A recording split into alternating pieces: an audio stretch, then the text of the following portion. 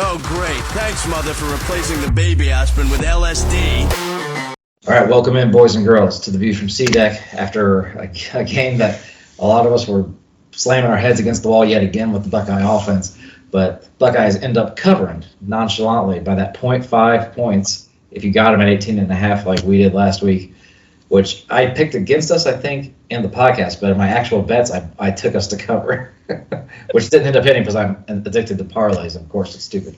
But anyway, Buckeyes cover on the road against a team that's been pretty good and I think made a good showing of themselves in Rutgers. They were very physical, both sides of the balls. There were some big hits happening both ways. So I don't think I can hate on them too much. Casey, what'd you think there Saturday as you're watching Greg Schiano have a little bit of fun with us at different times?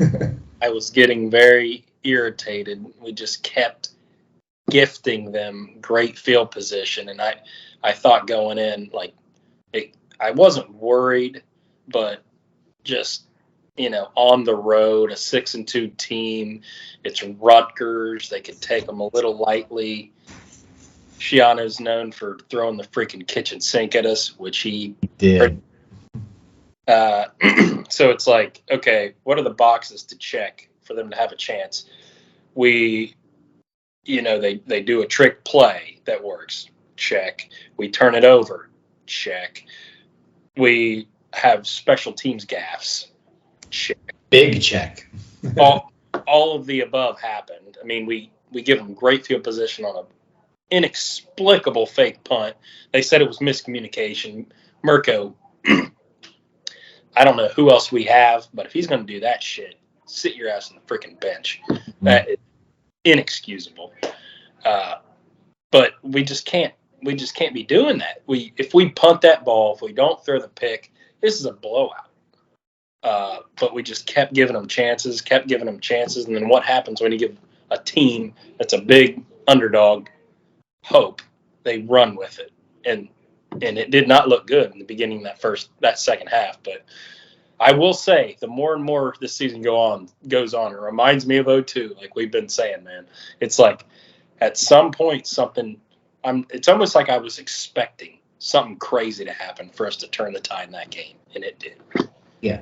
I mean, we got outgained by Rutgers pretty severely. Now, part of it's because of that, big interception, and that turns, flips the field, or you basically lose a possession on offense when that happens, so that's part of it. But, yeah, everything seems to be going wrong at times, every facet, and I think Mirko got baited into that fake punt by Schiano because of last year. It's just too coincidental, I think he showed him whatever he needed to see to keep it. But it wasn't like he was waiting for Mirko, told his guys to be waiting for him to run the ball, don't be going after it. So, and it worked. And Mirko looked like me in my current state as a 37-year-old man who doesn't work out anymore trying to run. I mean, that was the slowest I've ever seen a football player run the ball, I think. It's pathetic. So I guess we'll start with the offense because a lot was going on there. Some very good things. We'll start with the good. TreVeyon Henderson has played like a freaking Heisman candidate the last 2 weeks. Over 200 yards total offense, led us in receiving and rushing. Was again, even when people are busting through the line right away, he makes a guy miss here or there, gets some extra yardage. He's running hard. I wish he'd sometimes look more for he's not a power runner. So even when he's finishing runs, it's not like he's getting an extra 4 yards. He's getting like an extra half yard, or not going backwards, I guess sometimes. But, it's still, I can't fault him too much. Scores a touchdown. Obviously, the huge run after catch on the one short pass. And we were throwing a lot of short passes. So if he's going to be involved like that, I mean, if that TreVeyon's there, though, with him and Marv together, this offense can be good enough with the defense we have. So I guess my first question is, what do you think about TreVeyon? And then we'll move on. I'll let you start out what you thought about the other parts of our offense. TreVeyon, oh man, it was. I've been a backer of him since he got here. I mean, I thought after that freshman year, I thought we got another claret on our hands, man. That's not. Because he didn't play anymore. Well, I was about to say another claret that doesn't get arrested. Yeah. He is. I mean, he's a he looks like a first-round running back, or the first running draft potentially, if he keeps running like this. But it's just a health issue. But I will say there's a couple of runs where I'm like, oh, man, take it easy. Like, you're about to get knocked out. Like, he doesn't give a shit, man. But I do love it. If he can stay healthy, I like our chances against Michigan. If he's not so much. As far as the other aspects, it goes back to me and you both being irritated with Day not disclosing any injuries. Like, where the hell was Cade Stover? Where does that come out? Nobody said. Clearly he's been hobbled with a knee injury. He's got the knee brace on now, but all of a sudden he's not playing at all, and we felt it because G. Scott, he's an okay receiver. I mean, he can get open. He's got athleticism. Obviously has a huge drop though on a wide open post on a key situation, and his blocking was wretched. I mean, wretched.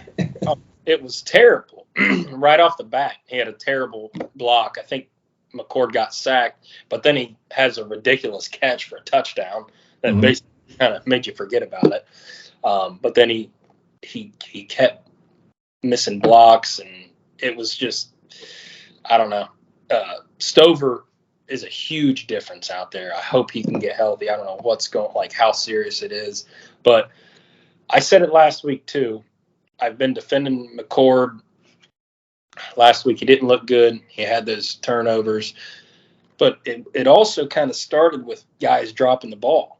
Like, that does not help a young quarterback's confidence. You got to catch the freaking ball. He had, at times, he was throwing it on a dime, man. I mean, he started that game out like 10 for 10 or something like that. He broke the Ohio State consecutive completion record dating back from the last game. I couldn't believe when I heard that. That sounds ridiculous. I'm going to put an asterisk on that because the record he broke was set by J.T. Barrett in the fourth quarter against Penn State. Yeah. A little more meaningful action than the very end of the Wisconsin game and the beginning of the Rutgers game, but go on. Yeah, I just couldn't. When I saw that, I was like, is that real? That can't be real. But then he does that pick was just inexplicable. That was a terrible pass. Mm-hmm. And he goes to the checkdowns too quickly. But then you look at the end of the box score, and he's like 70-something% completion, 3 touchdowns, 1 interception, and like he didn't have many yards, 200 yards, something. Under 200. Like 180 or something like that. But he always comes to play in the second half, though, which is good. This is kind of the opposite of last year where, like, in our big games, like against Michigan, I think we were ahead at halftime.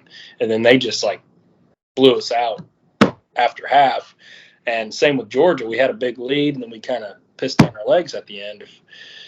I'd much rather the opposite, where we kind of struggle but keep it close in the first half and then come out guns a-blazing in the second half. I just wish he could be more consistent. We just need him to be a game manager. Just don't lose us the freaking game. You can't turn it over against Michigan. You can't throw a single interception, period. Yeah. That part's very true. I don't like this check down stuff, though, especially early in the game when I'd rather him throw a pick, which he does. It's all in the first half. All those picks are in the first half. And almost all of them are on first down. He's got 3 on first down, 1 on fourth down. So the throwing a pick on first down is bad because it means you're making a decision you don't need to make most of the time. And these have all almost been on bad decisions by him. Like nearly every pick has, or he's just zeroed in on Marv too much. Guys are jumping in front of the routes because they're saying, "Hey, I just got to look up number 18. Wherever he's at, if he's near me, ball's coming my way. I'm going to look for it." But the checkdowns, it's so conservative, and there's guys open, though. Like you saw multiple times. And it was Marv that was open, too, of all people, to be wide open. And he's missing them because he's just not letting the play develop, not wanting to take a sack, I guess, or he thinks like he's seeing something that, they've taken Marv away. I'm going to my check down. Or they've taken my deep ball away. I'm going to my check down, like, immediately. Instead of, like, the what you worry about with the running quarterback, him just tucking it too quick.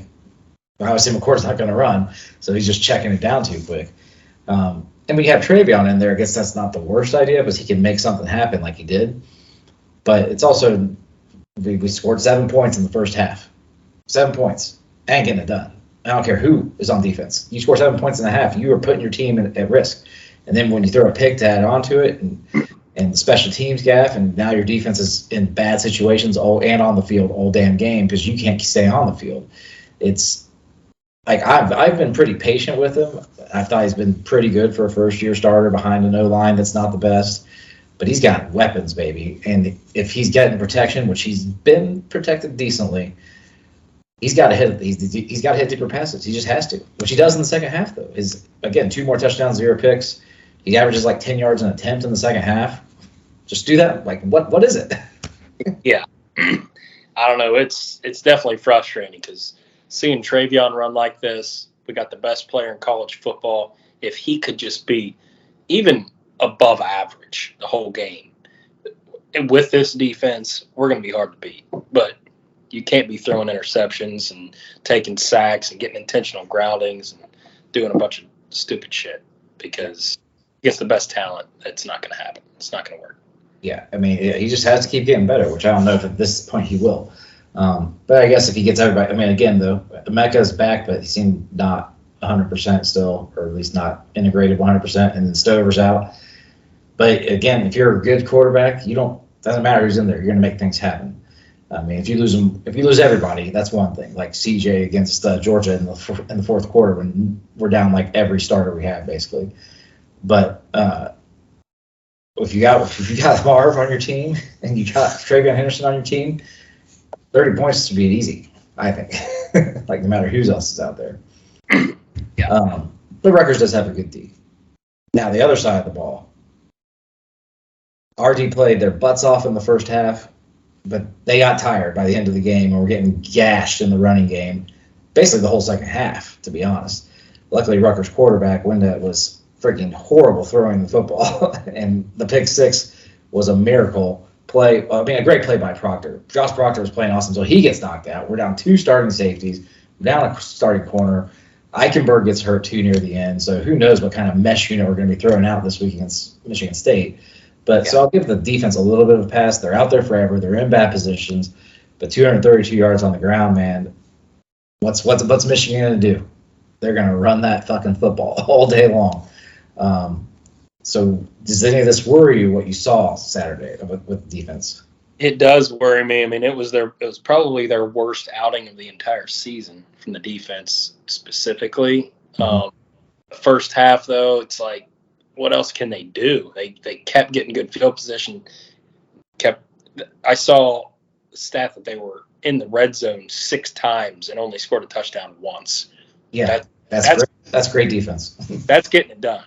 Yeah. But you're right. They just got tired. I mean, at one point, they had the ball 3 straight possessions going from first half to second half. They were just tired. Mm-hmm.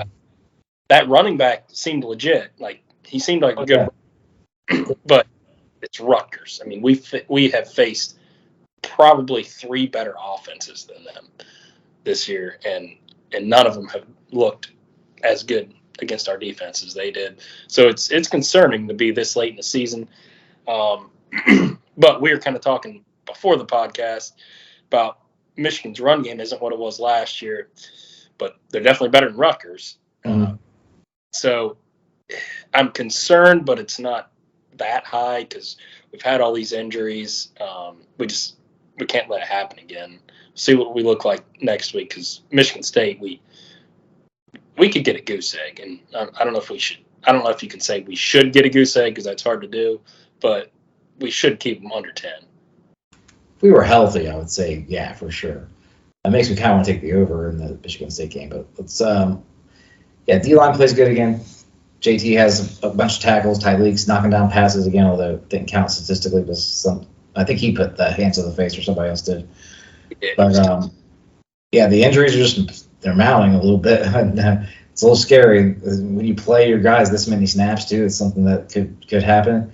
The backup safeties I don't think are on the same level as our starters at all. But our corners look pretty good. Like, Matthews looks good. Hancock, obviously, at the pick six. You know, he gives up. He reminds me a lot of Eli Apple. He makes some great plays. He gives up some plays though. But you know, all in all, if you're number 3 corner, that's okay. Yeah, I'll be interested to see this week what we throw out there though. but I'm not overly worried except for them getting worn down. This is like like the Notre Dame game where it's just they're on there a lot of plays, a lot of physical running plays against them. And we don't rotate a lot. So I'm worried about them just the wear and tear of the season adding up until we get to Ann Arbor. And if they run it 50 times, that's will we hold up. I mean, 5.4 carry for Rutgers, that's a lot. That's a lot. It's another why Michigan's shitty-ass schedule is even more bullshit, because we've been playing – Rutgers was their hardest team they've played all season. Yeah. And we've played at least 3 teams better. I guess you could say Rutgers might even be better than Wisconsin. I don't know. Wisconsin beat Rutgers though by like 11. Yeah. So I mean, I don't know. They don't have to play their guys as often as we do because the schedule we've had has been brutal. Yeah. I mean, that's another tangent we can go down sometime. But Michigan's schedule the last 2 years have basically been like we're not going to schedule anybody in the non-conference and waltz our way through the early. I mean, because there's basically only two or three tough games in the Big Ten, no matter what, no matter who you are. So it's maybe an ideal way to schedule, to be honest. Like, go figure yourself out, have easy games, waltz your way in, and then take your chances once you get to the good teams. Especially next year when there's 12 and the Big Ten's much improved with all these teams coming over. Why schedule anybody out of conference? It doesn't friggin' matter. Yeah. And I guess we have to address special teams just because of how terrible they were. Mirko averages 39 yards a punt. We'll start right with the huge problem of the game. 39 yards a punt. Only one of those goes inside the 20, so that's a horrible average for going inside the 20. Another one goes into the back of the end zone when he needs to pooch it. Can't do it. Calls his own number on the fake inside our own 30-yard line. Freaking ridiculously stupid. Like, you just have to be aware, even if you see something, that you just can't do that in that situation. On 4th and 6, 4th and 1, maybe. But 4th and 6, no. Get out of here. Clearly, like, we're not special anywhere on special teams. We also dropped the kick at the end of the freaking first half, which we narrowly avoid disaster, and there not quite being enough time on the clock. Even if they had gotten it, I think it would have expired. But still, Parker Fleming, what the F do you do here? I'm so sick of our being just totally mean. Like, we don't return well. We don't do anything particularly well on special teams, but we have moments like this where we just stink.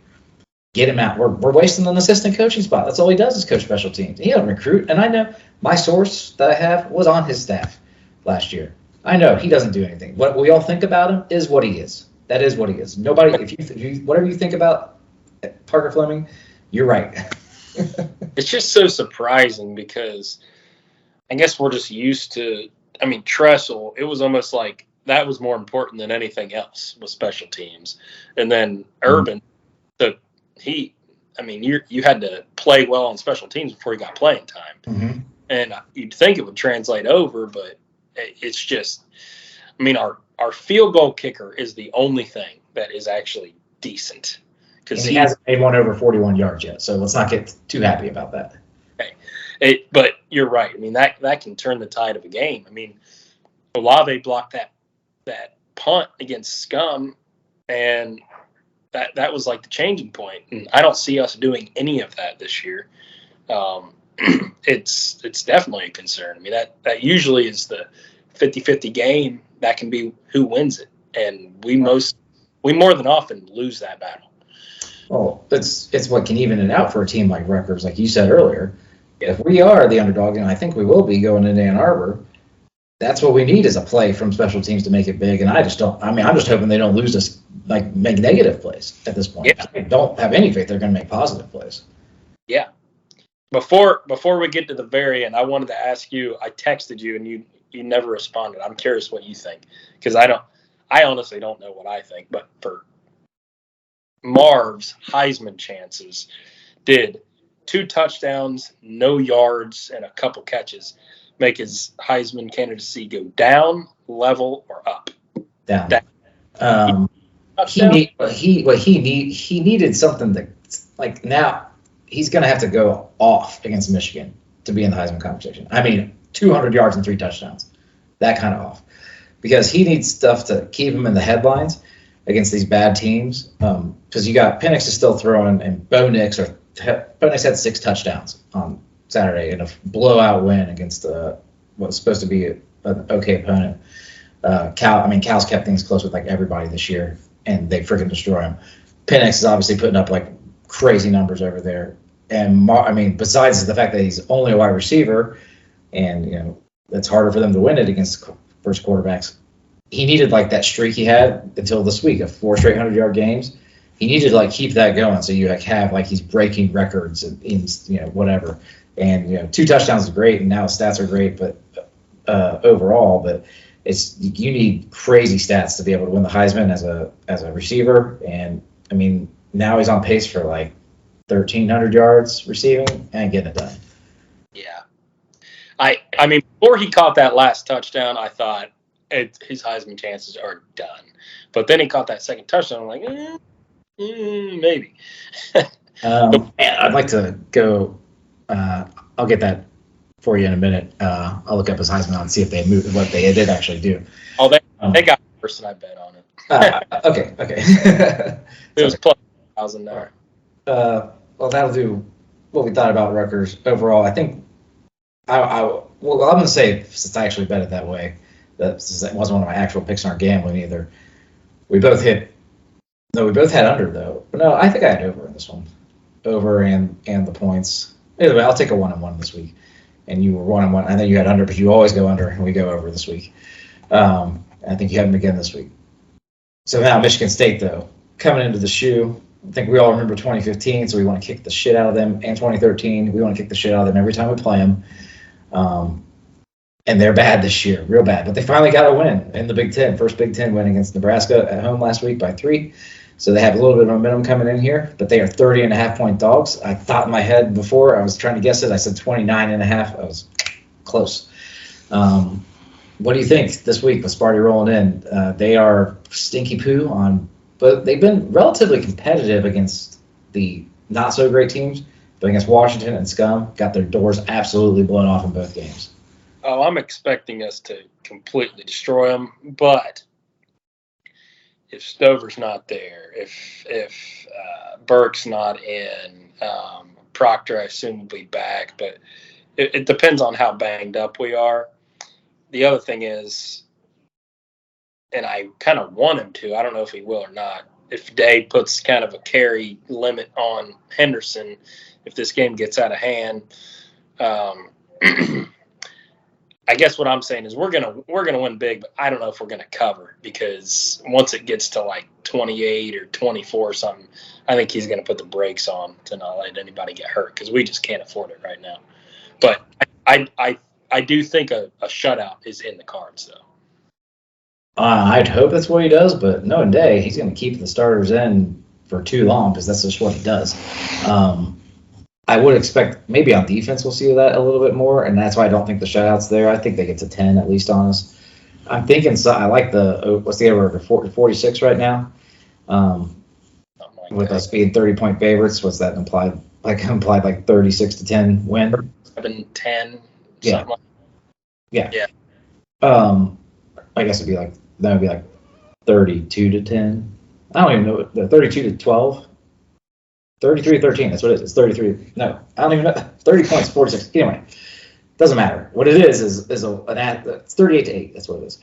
I think they get above the 8. I think we get into the 30s. That number, the over-under is a good number, though. I think I'd take the over. So our offense, I think, will be able to execute a little bit better against them. And I expect Marv to have a huge game. That's probably where my bets are going to go. Because I do think Dave will force feed him a little more, and they're going to see on film that he's open still. Like, just trust yourself, Kyle. Trust him and trust yourself. And I want to see more down Hayden. And I think they said earlier last week that he's going to play more of a role.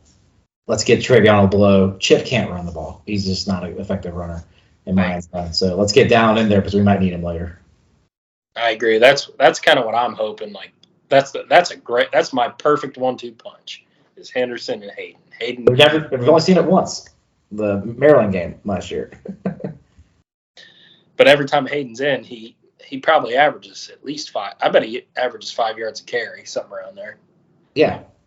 And I think we'll could see good things out of him. Yeah, defensively, we'll just have to see who plays. And I don't think it's going to be. I think most of them are going to be out. I think we're going to be sitting a lot of guys because Michigan State's offense is poo, and Day seems to be. It's one thing. I know I don't want to question these guys because he won't tell us what their injuries actually are. And we saw what happened with Travion last year, that he was actually hurt. But when you sit guys that are iffy and maybe like Burke playing 1 week, not playing next week, whatever, on the same injury, you wonder if Day's playing this okay, I'm going to let him get healthy game. Well, that also is bad. It's a bad message to send to your team, I think, sometimes, because they think, okay, we're sitting these guys because we know we're going to win, so we're just going to know we're going to win. Yeah. That's a really good point. I never thought about it like that, but it was really weird seeing Burke sit. That one shocked me because he's out against probably the biggest game of the year. Mm-hmm. And then he plays against Wisconsin, which Wisconsin is not an easy game. But once he played against Wisconsin and he didn't get hurt against Wisconsin, I'm just like, he's good to go. Then out of nowhere, he sits. It's just kind of just odd. I don't know what to think. But, I mean, the natural reaction is that he somehow re-injured the injury that he thought was good, which if that is true, then that's no bueno. That can mean out the whole year. Or something that keeps recurring. Yeah.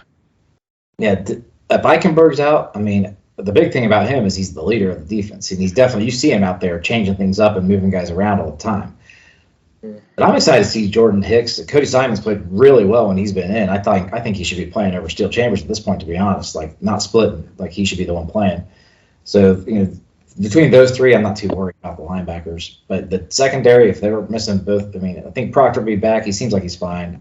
But if he's not, we're going deep into the safety room. Because Jahad Carter's already out for the year, so we'll be down 3 of our top 5 safeties, and we play 3 safeties. That's not good. But yeah, as always at the end of these podcasts, I have to ask you, did your hopes for a national championship for the Buckeyes go up or down after this week? I think there's only one way, but go ahead. You left one option out, and I think they said even because, I mean, naturally I would say they go down. We just didn't look great against a shitty Rutgers team, but I think the biggest reason was we kept gifting them that crap, that fake punt gone wrong. We didn't even talk about the Fumblerooski specifically. Oh, yeah.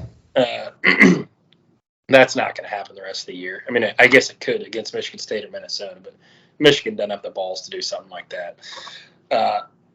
But Henderson is 100% the reason why it is not going down. I wanted to see it again. We saw it against Wisconsin. We see it 2 weeks in a row. It wasn't just a random occurrence where we can all of a sudden run the ball. I think it's legit. If he's healthy, I think we can run the table. If I can go down a little bit, it's more McCord's just not making the strides I think he needs to make. If we go to the play, if we do make it past scum, we're going to run into either Oregon or Washington or somebody like that at some point that has the offense mixed with the defense. Their defense will be able to hold us in the 20s. Can our defense hold an elite offense? We haven't played one of those yet. We played a couple good offenses, but not an elite one. Can we hold them under 20? I don't know if truly any modern football team can, to be honest. We saw that with us in Georgia last year. 2 good defenses that got shredded by the offenses. So that's where I am a little bit. But also the defense, we've been run on twice now pretty well by Notre Dame and by Rutgers. I think it can happen because we don't sell out to stop it. And part of this, not giving up the big plays. So we're bend but don't break a little bit too much that, maybe somebody doesn't F up in the red zone like Rutgers did or like Notre Dame did in different ways, and they can get enough points. But, I'm not too much like you. I'm not it's closer to even probably than anything, but it went down a little bit because the cracks are there. The cracks are there, but I don't know if anybody can exploit it this year in college football besides me. I've been on the Oregon bandwagon. I think they're a very complete team. And we'll see this week if they can hold USC down, around under 30 points. I'm going to be all aboard their bandwagon, but we'll see. But But that'll do it for this podcast for this week. We'll be making our gambling podcast again tonight, too. And Casey, the Dyerwolf there is freaking on fire this year, over 64% on the year. Yikes. Give me some of what you got.